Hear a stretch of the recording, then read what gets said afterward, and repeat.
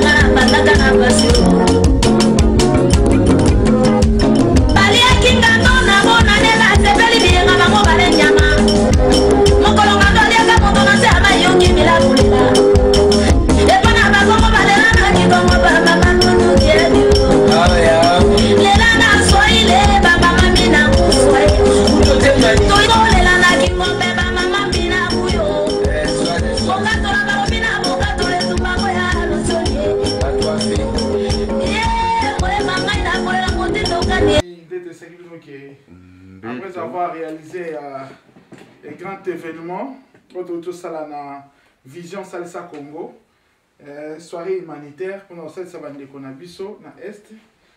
Alors, comme ça le salsa a été routine en bongo.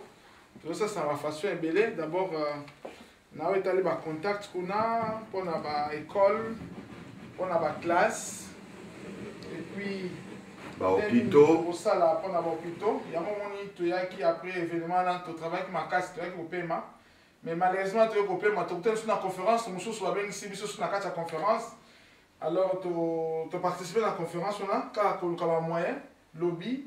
Parce que tu as un lobbying pour vraiment qu'on soutienne l'aide. Et puis, l'aide, on a vraiment comment na Congo. Dans le cadre de la formation, il y a des jeunes.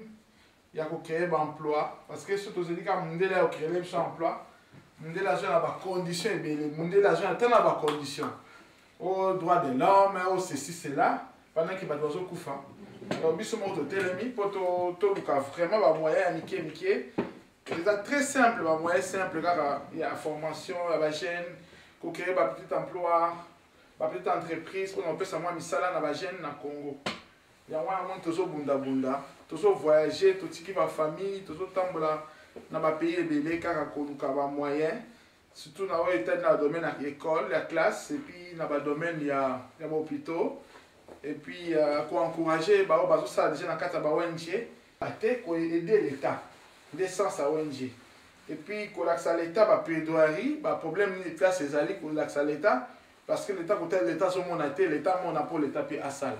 Donc voilà un peu sens Yangwana. On a Congo Sika, les sites humanitaires, hein? Sites humanitaires, vraiment, tout ça on a pour transformer Congolais, pour éduquer Congolais, et puis qu'on met bien. Donc site n'a pas vraiment injurité, insanité, donc tout ça vraiment pour l'encadrement, c'est tout pays à diaspora, place au venti. Donc t'as vraiment manqué parce que dès que vous avez calamité de l'aéroport, mais vous avez un mingi encore. Il y a un ça. Bon, pose la chose de chers internautes, on toujours que tout bouger bango. Tout ça, awa, nakatia, ashta.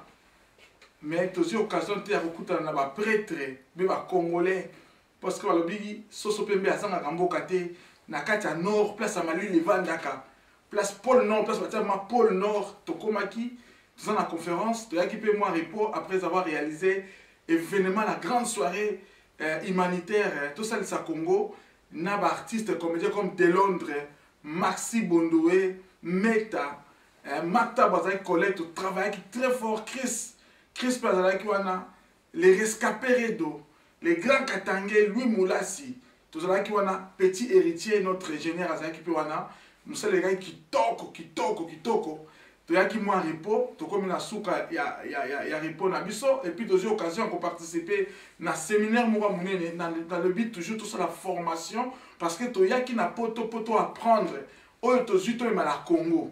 Alors biso na Congo ya sika site humanitaire.com eza site humanitaire toyaka na polémique te tolukaka kaka mosala tomela bino mosala mpo bosepela na mosala oyo toza kosala nde bomoni biso awa touti kosilisa repos na biso mosala ebandi lisusu parce que tozo préparer soirée humanitaire salisa Congo na Suède kala mingi te bana Suède bokomona biso bana Finlande bokomona biso bozela pib na bino ezoya vraiment tosangana totravaillera toujours en commun accord na diaspora ou bien na communauté congolaise oyo eza na pays wana.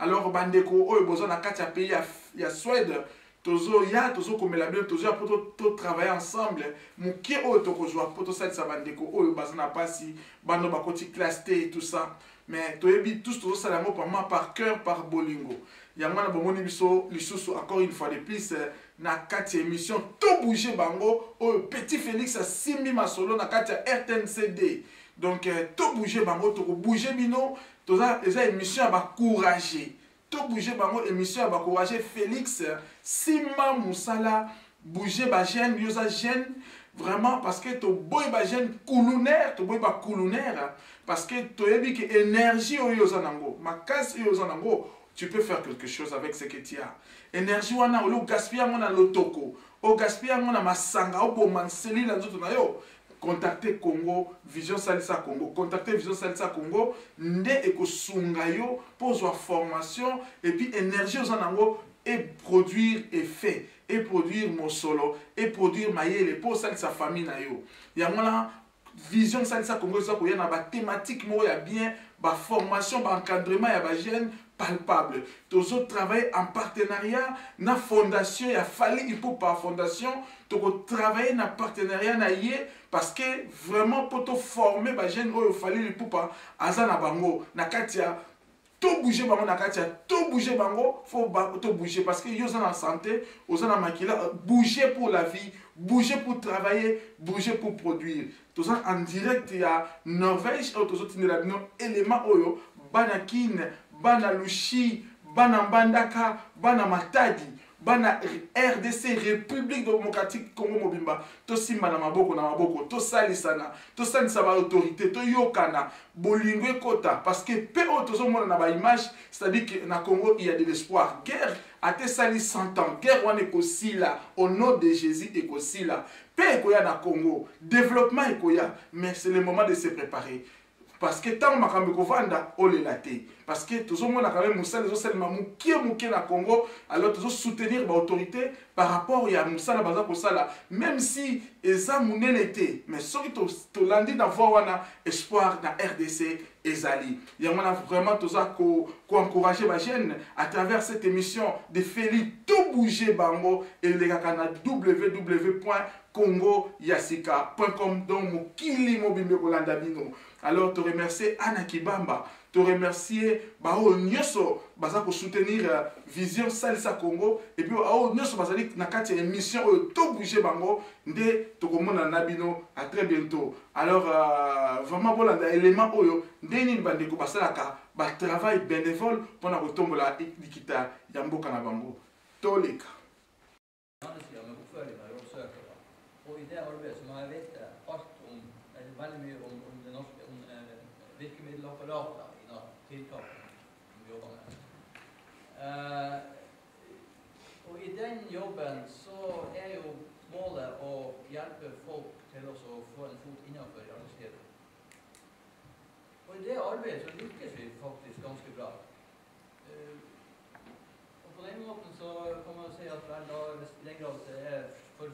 for å si det sånn på jobben, så oppnår vi jo noen resultater der da.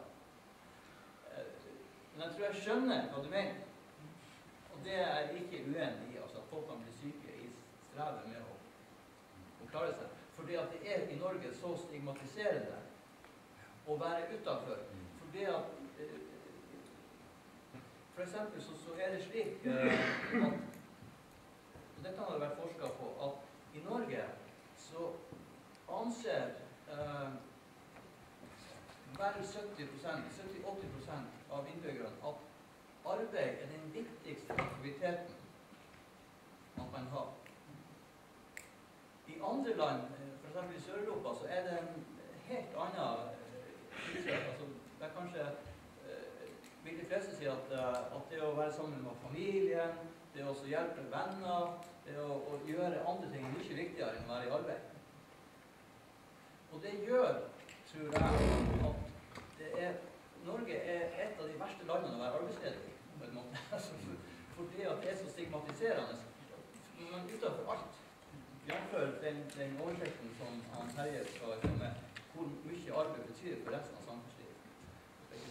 Skal vi se, men her er det mange nu, så vi er nødt til å videre. Der var du først.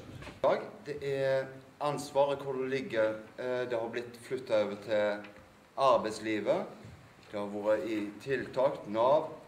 Hva med å gjøre virkelig det rette? Få det til familiene.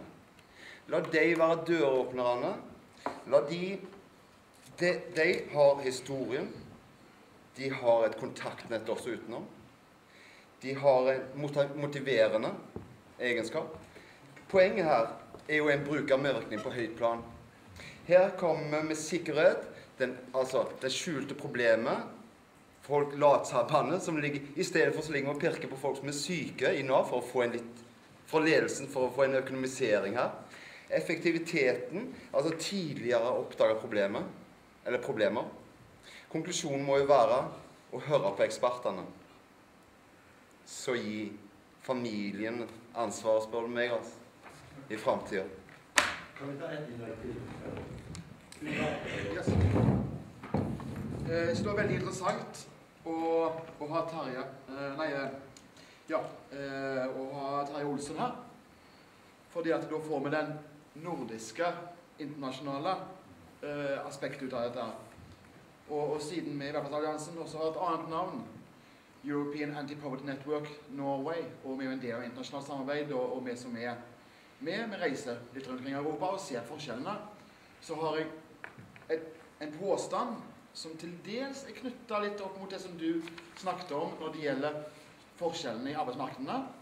Og først et bittelite sidespørsmål som er inspirert av det som du sa om frafall i videregående skole.